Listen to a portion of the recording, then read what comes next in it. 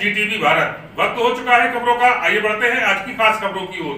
KL group of colleges शिक्षा का एक बेहतरीन संस्थान। KLSD कॉलेज ऑफ फार्मेसी प्रवेश प्रारंभ। डी फार्मा एलोपैथ में सीधे प्रवेश लें। KL college of pharmacy Bhogaon का एकमात्र हाईटेक सुविधाओं से पूर्ण college. KL international academy nursery से 12th तक CBSE बोर्ड हॉस्टल सुविधा उपलब्ध। हमारे यहाँ अनुभवी शिक्षकों द्वारा शिक्षण कार्य कराया जाता है। पता याद रखें, NH 91 Shanti Nagar, GT road, Bhogaon, Mainpuri. निदेशक पंकज पांडे, संरक्षक हृदय पांडे और मंत्री जी। मैनपुरी में भाजपा केंद्रीय चुनाव कार्यालय पहुंचे केंद्रीय कानून मंत्री SP सिंह बघेल ने दिया बड़ा बयान। कहा, समाजवादी पार्टी किसी भी स्थिति में गढ़ को बचा नहीं पाएगी। रघुराज शाक्य मैनपुरी से भारी मतों से विजयी होंगे। उन्होंने कहा कि विरासत तो नेताजी मुलायम सिंह यादव के नाम से थी, लेकिन अब यह विरासत को सुरक्षित नहीं रख पाएंगे। समाजवादी पार्टी की जीत नामुमकिन है, क्योंकि भारतीय जनता पार्टी ने हमेशा से ही जनता के हित में कार्य किया है। उन्होंने कहा कि विधानसभा चुनाव के दौरान जो कहते थे कि मैनपुरी नहीं आना पड़ेगा, तो विधानसभा चुनाव के दौरान समाजवादी पार्टी का पूरा परिवार मैनपुरी में ही पड़ा रहा। इससे साबित होता है कि समाजवादी पार्टी को भाजपा का डर है। आगे और क्या कुछ कहा है, जरा आप भी सुनिए। अगर बता रहा है उनके लिए विरासत को बचाने वाला बात आ रही है सामने। नेताजी के बाद पहला चुनाव मैनपुरी में। अब मैं दो बातें करूंगा, गढ़ पर और विरासत पर। ऐसा ही गढ़ समझकर श्रीमती डिम्पल यादव फिरोजाबाद आई थी और हार के गई और वो गढ़ टूटा। ऐसा ही गढ़ समझकर अक्षय यादव फिरोजाबाद आए और 19 का चुनाव वो हारे, गढ़ टूटा। ऐसा ही बदायूं एक गढ़ हुआ करता था जिस पर धर्मेंद्र यादव कई बार से MP होते थे और वो हारे, गढ़ टूटा।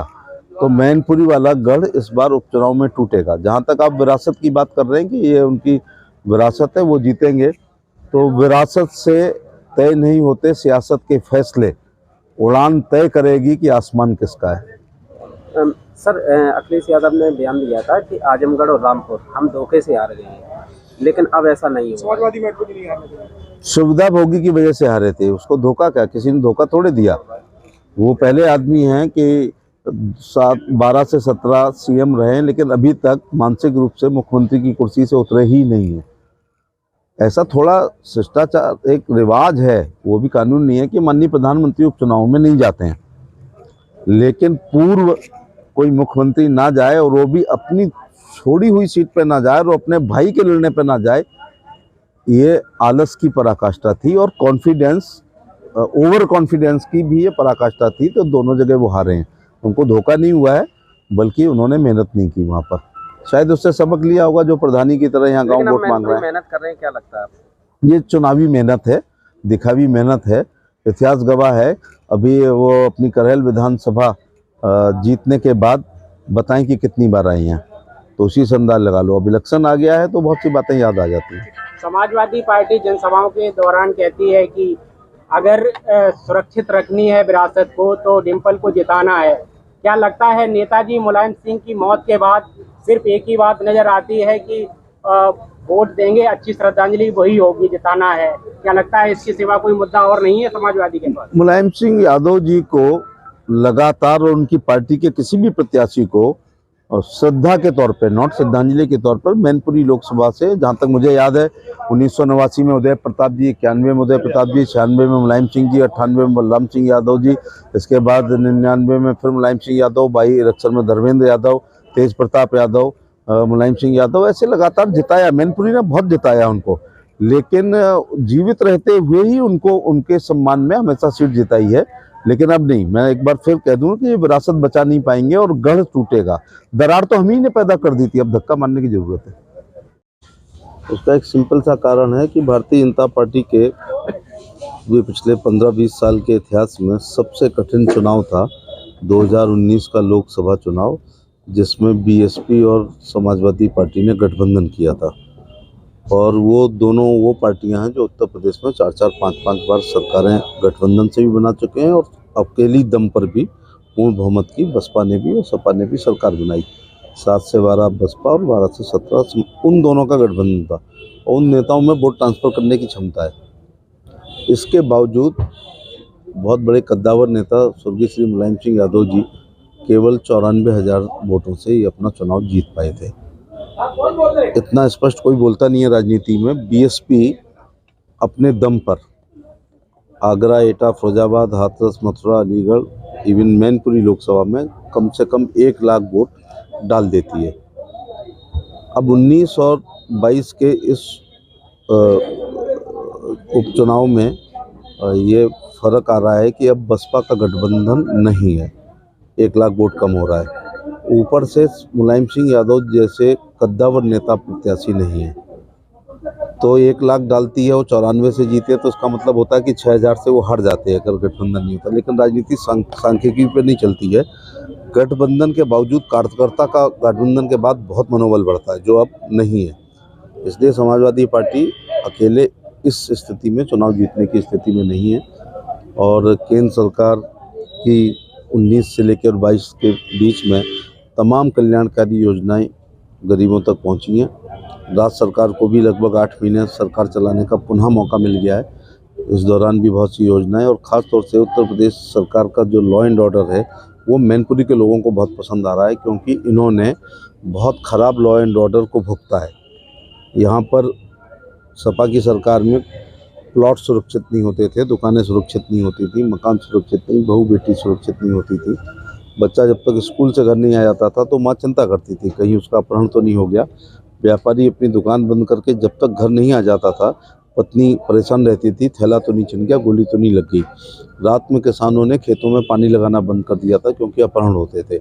इसलिए मैनपुरी की लोकसभा बिफोर और आफ्टर का अंतर ज़्यादा महसूस कर सकती है, और वो कर भी रही है, क्योंकि कानून व्यवस्था बहुत अच्छी है, जिसकी और लोग यही चाहते हैं कि उनकी बेटी स्कूल जाए, घर आ जाए, उनके प्लॉटों पे कब्जा ना हो, उनके मकानों पे कब्जा ना हो, फर्जी बैनामे ना हो, अपहरण ना हो, और ख़ास तौर से नौकरियों में मुख्यमंत्री या कहीं से सूचियां ना दी जाएं। अभी आपने देखा होगा कि परसों कुछ अपॉइंटमेंट लेटर दिए गए। कल प्राइम मिनिस्टर ने, प्रधानमंत्री जी ने 72,000 अपॉइंटमेंट लेटर दिए, 225 को मुझे भी देने का मौका मिला। तो उन बच्चों से पूछा गया तो उन्होंने कहा कि इंटरव्यू ख़त्म हो गए हैं, रिटन परीक्षा हुई है, कंप्यूटर ने कॉपी जांची है, इसलिए हमारे 1 रुपया भी खर्च नहीं हुआ, उनको नौकरियां मिली। और इन और बूथ अध्यक्ष से लेकर राष्ट्रीय अध्यक्ष ने जो परिश्रम की पराकाष्ठा कर रहे हैं, सतत काम चल रहा है, उसकी मेहनत से निश्चित तौर से मैनपुरी लोकसभा के चुनाव में कमल खिलेगा। बसपा ने अभी तक अपना प्रत्याशी नहीं उतारा, उन्होंने वॉक ओवर दिया, एक तरह से अपना विड्रॉ कर लिया प्रत्याशी। क्या लगता है उसका एक अपना खुद का कोर वोटर है, क्या लगता है ये वोटर किस ओर जाएंगे? क्या भाजपा अपनी ओर आकर्षित करने में सफल होगी, या सपा फिर से उसमें सेंधमारी करके अपनी ओर आकर्षित करने की कोशिश करेगी? केंद्र सरकार और राज्य सरकार की जो गरीब कल्याणकारी योजनाएं हैं, उसके सबसे बड़े लाभार्थी बसपा के समर्थक हैं, क्योंकि आधार गरीबी है। प्रधानमंत्री जी की लोक कल्याणकारी योजनाओं का आधार गरीबी है, और ये मानना ही पड़ेगा कि अनुसूचित जाति के लोग दूसरे लोगों की तुलना में ज़्यादा गरीब होते हैं। इसलिए केंद्र सरकार के 5 किलो गेहूं और 5 किलो चावल प्रति व्यक्ति प्रति यूनिट 3 साल से निःशुल्क मिल रहा है। राज्य सरकार की भी राशन की किट मिल रही है, और शौचालय के सबसे ज़्यादा लाभार्थी ही बसपा के हैं। आवास के लाभार्थियों की बड़ी संख्या बहुजन समाज पार्टी के है। ई श्रमिक कार्ड के लाभार्थी बड़ी संख्या में बीएसपी समर्थक हैं। इसी प्रकार से ये अपना आयुष्मान कार्ड धारक बड़ी संख्या वो, क्योंकि इनका सबका आधार 2011 की आर्थिक आधार पर जनगणना है। कल मुख्यमंत्री जी ने लगभग 8 लाख आवास की स्वीकृति केंद्र ने और ग्रामीण विकास मंत्रालय ने दी है, वो अलग नॉर्म्स के अलग। तो ये सब उन्हीं लोगों में बटेंगे, तो मुंह खाता है तो आंखें झुकती हैं। तो निश्चित तौर से बहुजन समाज पार्टी का प्रत्याशी न होने पर उनका वोट भारतीय जनता पार्टी को मिलेगा, क्योंकि भारतीय जनता पार्टी सबका साथ, सबका विकास, सबका विश्वास और सबके प्रयास में विश्वास करती है। और समाजवादी पार्टी की सरकार में सबसे ज़्यादा शोषण ही निर्बल वर्ग का होता है, जो बीएसपी का वोटर होता है। मतलब जिस तरीके से अखिलेश यादव और डिम्पल यादव लगातार घर घर जाकर वोट मांग रहे हैं, किस तरीके से आप देखते हैं, क्या लगता है आपको कुछ फर्क पड़ने वाला है? मैनपुरी के इतिहास में अक्सर ऐसा होता था कि जैसे मुलायम सिंह यादव जी पर्चा दाखिल करते थे, एक सभा करते थे और जीत का सर्टिफिकेट ले जाते थे। मुलायम सिंह यादव, अब डिम्पल यादव जी का, अखिलेश यादव जी का, धर्मेंद्र यादव, रामगोपाल जी यादव, शिवपाल यादव, तेज प्रताप यादव, अक्षय यादव, इन सबका घर घर जाने का मतलब ही इस बात का प्रतीक है कि कॉन्फिडेंस लूज है इस समय, उनको विश्वास नहीं हो रहा। ये इस बात का प्रतीक है कि वो हताशा और निराशा से घिरे हुए हैं। तो चाचा भतीजे एक हो गए हैं क्या? कुछ चौंकाने वाली बात नहीं है। मुझे कोई और नहीं, तुझे कोई ठौर नहीं, ऐसा 17 से 22 के बीच में लगातार चल रहा है। और चाणक्य जी ने बहुत साल पहले कहा था कि यदि राजा कोई बहुत लोकप्रिय होगा तो दुश्मन के दुश्मन हमारे दोस्त के सिद्धांत पर दुर्लभ ही संधियाँ हुआ करेंगी। ऐसी ही दुर्लभ संधि सपा और बसपा की 19 में हुई थी और शिवपाल जी की, अखिलेश जी के। पुराने दिखाना चाहिए। कल एक बयान था कि नहीं हमारे अंदर कभी मतभेद नहीं थे। इनके मतभेद भी थे और मनभेद भी थे, और जिसकी अभिव्यक्ति समय समय पर दोनों लोगों ने खूब की है। और कई बार तो पार्लियामेंट्री शब्दों, असंसदीय शब्दों का भी प्रयोग हुआ है। और कुछ समय ऐसा भी लगा जब एक दूसरे को पार्टी से निकाला गया, नेम प्लेट उखाड़ी गई, कार्यालय से बाहर किया गया, ऐसा बहुत हुआ है। तो वो ये बयान है कि नहीं हमारे अंदर मतभेद नहीं था। और प्रगतिशील समाजवादी पार्टी उनकी है और उन्होंने अपने प्रत्याशी उतारे थे। जी, अभी स्वामी प्रसाद मौर्य ने कुछ दिन पहले राम जी के ऊपर विवाद बयान दिया है, उसके बारे में आपकी प्रतिक्रिया? भगवान राम आस्था विश्वास के प्रतीक है, विष्णु के अवतार हैं। हम सनातन धर्मियों के लिए वो हमारे लिए ईश्वर हैं। और राम जी कोई गुलशन नंदा प्रेम, राम जी, कृष्ण जी, हनुमान जी, विष्णु बहेज जी, हमारी माताएं, ये कोई गुलशन नंदा प्रेम वाजपेयी रानू या इब्ने सफ़ी BS जेम्स शेडली चेज या आर्थर कॉनन डॉयल राइटर के पात्र नहीं हैं। ये सब थे, ये हैं और हमेशा रहेंगे।